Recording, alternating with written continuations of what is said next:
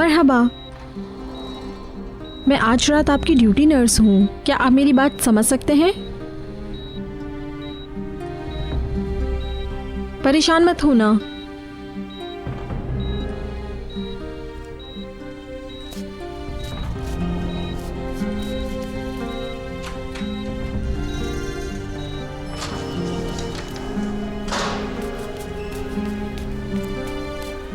Doctor साहब, मरीज को होश आ गया है।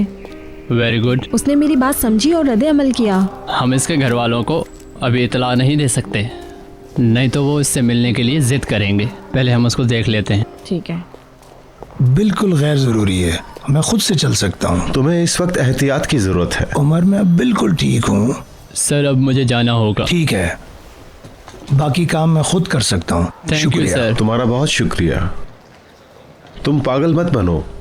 अगर तुम चाहते हो कि मैं जल्दी ठीक हो जाऊं तो मुझे अपनी मर्जी करने दो। चलो पहले दफ्तर चलते हैं। इस वक्त फाइल दफ्तर में, और मुझे सुबह जल्दी निकलना है, और कल वक्त मैं बिल्कुल ज़ाया नहीं करना चाहता। ठीक है, फिर चलते हैं। ठीक है, जल्दी चलो। ये तुम्हारे हाथ में क्या है? मुझे बताओ फातिमा गुल, अब तुम क्या करोगी? तुम कुछ बोलती क्यों नहीं? अगर करीम जेल चला गया तो तुम तलाक ले लोगी क्या उससे? क्या तुम्हारे पास जवाब है इस बात का? जाते हुए लाइट बंद करते हैं प्लीज। मेरे सवाल का ये जवाब नहीं है। जब सब कुछ ठीक था फातिमा गुल, तो ये करना जरूरी था क्या तुम्हारे लिए? तुम तो जानती हो कि करीम तुमसे बहुत प्यार करता है। काश कि तुम इतनी जिद्दी ना होती। अब अच्छी रह जाओगी ना जब तुम्हारा शौहर जेल में और तुम अकेली होगी। जिंदगी तुम्हारे लिए और भी मुश्किल हो जाएगी। अपने हालात समझने की कोशिश करो। भाभी मुझे सोने दो। यानी तुमसे बात करने का कोई फायदा ही नहीं है। चलो ठीक है, तुम सो जाओ अब। तुम भी सो जाओ।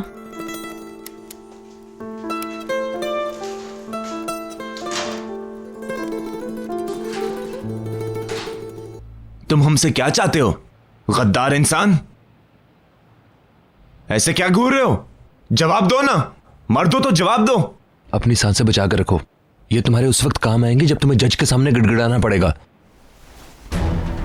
सुन मेरी बात, तुम्हें और तुम्हारी झूठी बीवी को इसकी सजा जरूर भुगतना पड़ेगी, याद रखो। दोबारा तुम अपनी इस नापाक मुंह से उसका नाम बदलेना। खामोश हो जाओ। ये हरामजादा मुझे गुस्सा दिलाता रहता है। खामोश, बहुत हो गया। एक दूसरे की बेइज्जती करना बंद करो, समझे?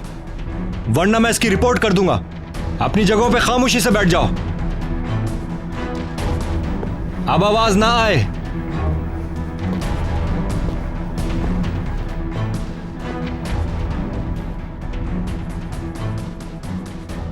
तुम्हें अपने गुस्से पर काबू रखना होगा, इस तरह हम कुछ नहीं कर पाएंगे, समझे तुम? चुप करो। तुमने पहले ही हमें तबाह कर दिया है। तुम्हें उस रात करीम के घर नहीं जाना चाहिए था। तुमने उसे गुस्सा दिलाया और देखो आज हमारी क्या हालत हो चुकी है। तुम तो करीम और मुस्तफा को आराम से संभाल लेते ना। तुमने कहा था हम बच जाएंगे। चुप भी करो। तो क्या यही था तुम्हारा प्लान? इधर कैद में हो सकता है हमारी आवाज रिकॉर्ड की जा रही हो, इसलिए अपना मुंह बंद रखो तुम।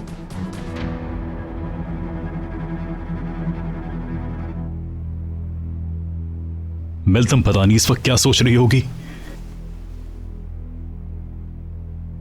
ये मेरे अंकल ऊपर क्या कर रहे हैं? वो हमें बाहर क्यों नहीं निकाल रहे हैं? क्या हो गया उन्हें? तुम शर्त लगा लो, वो हमें यहां देखकर बहुत ही खुश हो रहा होगा। तुम ये भूल रहे हो कि हमारा असल दुश्मन कौन है? अब मैं जो यहां फंस गया हूं ना, उसे तो आखिरकार खुश ही होना होगा ना इस बात पे।